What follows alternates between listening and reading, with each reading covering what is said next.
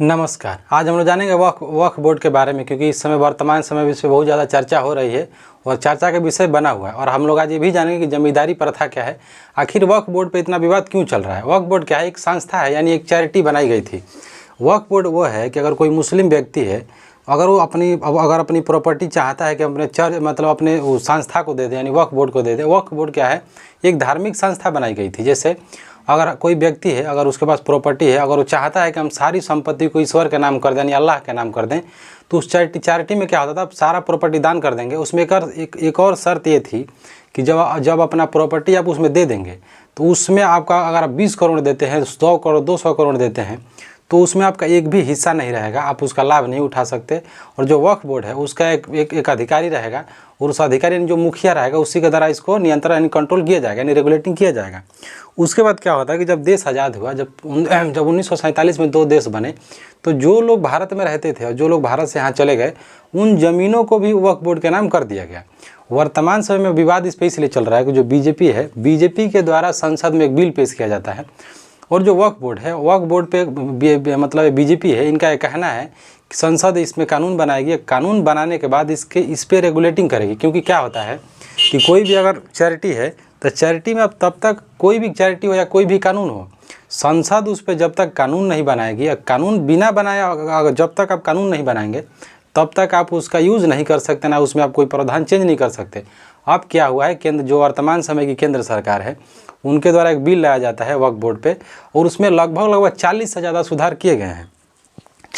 लगभग 40 सुधार किया गया है। इसमें 40 सुधार जो इसमें किया गया है, इसमें कहा गया है कि जो वक्फ बोर्ड है, तो जितने राज्य हैं, सारे राज्यों का अपना एक राज्य स्तर पे भी इस बोर्ड का निर्माण किया गया है, और केंद्र स्तर पे भी किया गया, यानी इसको हायरार्की तौर से इसको बनाया गया है। राज्य में जो वक्फ बोर्ड होगा, यानी राज्य की जो ज़मीनें होंगी, जैसे उत्तर प्रदेश हो गया, उत्तर प्रदेश की जितनी वक्फ बोर्ड की ज़मीनें हैं, उसका रेगुलेटिंग कौन करता था? वक्फ बोर्ड करता था। लेकिन मुखिया होते थे कौन? मुख्यमंत्री। लेकिन मुख्यमंत्री के हाथ में उतना पावर नहीं होता था। अब आई जब सरकार, तो सरकार का यह कहना है कि इसका जो कंट्रोलिंग होगा, इसमें मुख्यमंत्री इसमें मुख्य रहेंगे, और इनका जो अधिकार रहेगा बढ़ा दिया गया है। यानी इसमें जो वक्फ बोर्ड है, जो मुस्लिम लोग हैं, जितने भी इस धर्म को मानने वाले लोग हैं, उन लोगों का एक कहना है कि जो वक्फ बोर्ड है, इसमें मुख्यमंत्री को आप अधिकार दे रहे हैं।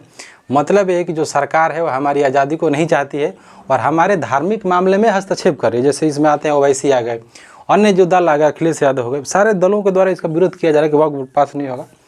तो इसमें इसका विवाद चल रहा है। दूसरी बात यह है कि वक्फ बोर्ड के पास, जैसे भारत में तीन ही ऐसी संस्थाएँ हैं जिनके पास अपनी सबसे ज़्यादा ज़मीनें हैं।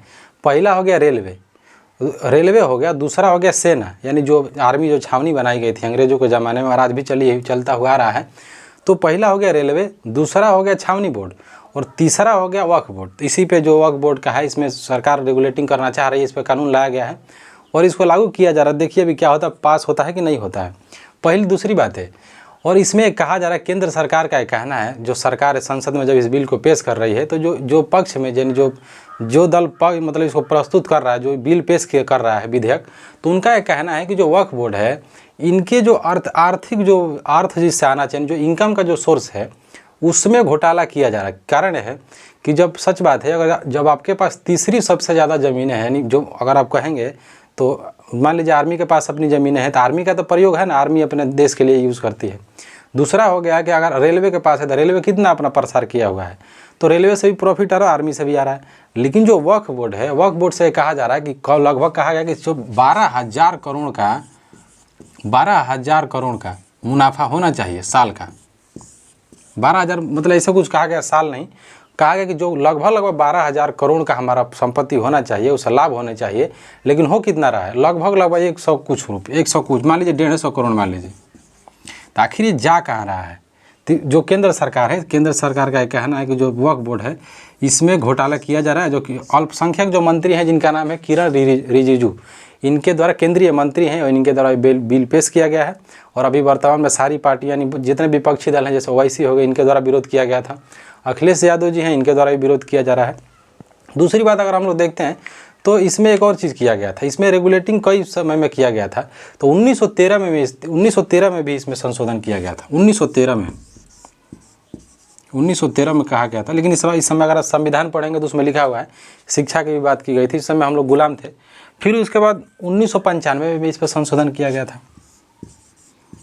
1995 में। और वर्तमान समय में फिर सरकार लगी हुई है, लगभग ये विश्वास है कि सरकार पास कर देगी। अभी देखिए क्या होता है, तो लगी हुई है। बाकी हम लोग दूसरे देखते हैं जमींदारी प्रथा, और दूसरी हम लोग देखते हैं इसमें राजनीतिक एंगल क्या हो सकता है। पहली बात ये कि सरकार, बिल्कुल सही बात है कि जो है वक्फ बोर्ड की ज़मीनें ले रही हैं और लोक कल्याण में लगाई, क्योंकि जो वक्फ बोर्ड की ज़मीनें हैं कुछ लोगों द्वारा अतिक्रमण कर दिया गया। क्योंकि जो इस्लाम आया था, इस्लाम का जब उदय होता है, और जब इस्लाम का उदय हुआ, जब इस्लामिक आक्रांति यानी जो इन्वेजन जिसको कहा जाता है इंग्लिश में, जब इन्वेजन हो रहा था, तो जितने भी लोग थे, जितने भी इन्वेजन वाले लोग आते थे वो शहर में बसते थे। तो शहरों का निर्माण, नगरीय व्यवस्था, जो नगरीय सिस्टम है, यानी जो नगरीय व्यवस्थाएं वर्तमान समय में चल रही हैं, नगरीय व्यवस्थाओं का भी जो जनक किसी को कहा जाता तो इस्लाम है। कारण यह है कि जैसे आप देखिए इलाहाबाद का विकास देखिए, इलाहाबाद में लोग आए, लखनऊ में आए, लखनऊ में तो कहा जाता है कि नवाबों का शहर कहा जाता है। लखनऊ में आए, पुरानी दिल्ली में आए, आगरा में आए, उसके बाद जैसे हैदराबाद में आए। तो जहाँ जहाँ इस्लामिक जो लोग आते थे और जब लड़ाई करते थे, तो ये लोग क्या करते थे कि अपनी बस्तियाँ बनाते थे, और बस्ती बनाने के बाद वहाँ पे अपने लोगों को बसाया जाता था। तो शहरों का निर्माण में इनका बहुत बड़ा योगदान है। दूसरा हम लोग देखते हैं राजनीतिक तर्क क्या हो सकता है।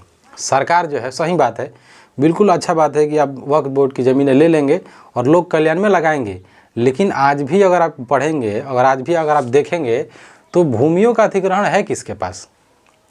अगर वास्तविकता में अगर बात करेंगे तो मान लीजिए कि 100% ज़मीन है, तो 100 में से मान लीजिए 10 ले गया वक्फ बोर्ड, तो 80 हटा दीजिए, अपने सरकार ले गई, 80 ले गया, तो बचा कितना? मान लीजिए 70% जो ज़मीनें हैं, 70% में जो 85% जो लोग हैं, 85% लोग हैं, उनके पास इसका 15वां हिस्सा भी नहीं होगा। तो भूमि का अधिग्रहण किसके पास है? भूमियों का अधिग्रहण सरकार को अच्छी तरीके से पता है। सरकार मेन एंगल पे नहीं ले जा रही है, सरकार उलझा कहाँ रही है? वक्फ बोर्ड। हमको और पूरे दुनिया को और सरकार को ये समझना चाहिए कि जब हम आज़ाद हुए, आज़ादी में सब लड़ा, सब लड़े, और सबको पता है कौन नहीं लड़ा, कौन अंग्रेज़ों के साथ था। जिसकी भूमि थी, भारत के इतिहास में अगर आज जब पढ़ेंगे तो जिसका सब कुछ था, आज उसका कुछ भी नहीं है। भारतीय इतिहास का कितना विडम्बना है कि इस भूमि को जलाने की प्रथा शुरू कौन करता है? झूम खेती का आप लोगों ने नाम सुना होगा। बहुत सी ऐसी खेती की जाती थी, झूम खेती, जो यहाँ का ट्राइबल थे उन लोगों द्वारा भूमि को जलाया, जंगलों को जलाया जाता था, साफ़ किया जाता था, फिर खेती किया जाता था। लेकिन आज भी जिनका सब कुछ था उनका कुछ नहीं है। किसका? तो कहेंगे तो SC ST का सब कुछ था। जो जनजातीय लोग ज़मीन जलाते थे, जनजातीय लोग आज कहाँ है? जंगल में भले बसे हुए, एक पेड़ काट देंगे सजा हो जाएगा उनके ऊपर। तो सरकार इतना अन्याय करी है गरीब लोगों के साथ। जब इतना ही आपके पास नीयत साफ़ है तो भूमि सुधार नियम अधिनियम लाओ पूरा राज्यों में। भारत के इतिहास में जब देश आज़ाद हुआ, जवाहरलाल नेहरू जब थे, इतना गलत काम किया गया जवाहरलाल नेहरू और महात्मा गांधी के द्वारा कि हद है। हद में क्या है? महात्मा गांधी जब देश आज़ाद हो रहा है तो देश में सब लड़े ना। जब देश आज़ाद हो गया तो इस देश की प्रॉपर्टी भी सबकी होनी चाहिए। जब देश आज़ाद हुआ तो देश जब सब लोग मिलकर आज़ाद कराए, कॉलोनियल जब हम लोग गुलाम थे, औपनिवेशिक शासन था, जब सब आज़ाद कराया तो ज़मीन किसी एक का कैसे हो सकता है? ये लोग क्या किए? इतना गद्दारी किए देश के साथ कि कोई भी इंसान, जो चाहे जवाहरलाल नेहरू हो, महात्मा गांधी, वल्लभ भाई पटेल, जितने भी नेता थे क्रांतिकारी, सारे घटिया काम करके गए। उस घटिया काम का नाम क्या है कि जमींदारी प्रथा, जमींदारी उन्मूलन नहीं किए ये लोग। भूमि सुधार अधिनियम नहीं लागू किया गया। ज़मीन कहाँ है? SC ST वर्ग के पास कहाँ ज़मीनें हैं? OBC के पास कहाँ ज़मीनें हैं? भूमिहीन किसान पैदा हुए।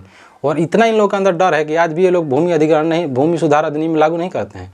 चकबंदी जिसको कहा जाता है, कहाँ आया चकबंदी? चकबंदी का कानून था कि जब चकबंदी से जो ज़मीनें बचेंगी SC ST वर्ग को दिया जाएगा, नहीं लाया गया। भारत के इतिहास में केवल बंगाल में लाया गया था।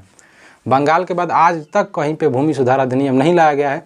और ये लोग जितने वक्फ बोर्ड के पीछे पड़े हैं, तो सरकार को ये भी समझनी चाहिए कि किसी के पास 2000 ज़मीनें कहाँ से आई होंगी, 10,000 बीघा ज़मीनें कैसे आई होंगी? सरकार को इसे भी सोचना चाहिए। लोगों को भी सोचना चाहिए कि हल्ला इतना मचा रहे हैं, निशाना वक्फ बोर्ड पे नहीं, अपने आप पे देखो कि आपके पास ज़मीनें क्यों नहीं हैं। भारत में कुछ ऐसे, भारत में ऐसी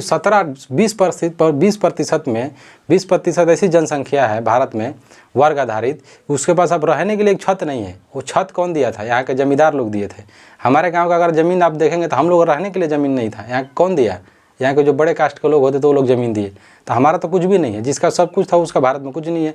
हम लोग लड़ रहे हैं वक्फ बोर्ड पे, देखते हैं क्या होता है। क्योंकि अभी बिल पेश हुआ है संसद में, उसके बाद बाकी जो विपक्षी दल है उनके द्वारा विरोध किया जा रहा है। बाकी देखते हैं क्या होता है सरकार के द्वारा।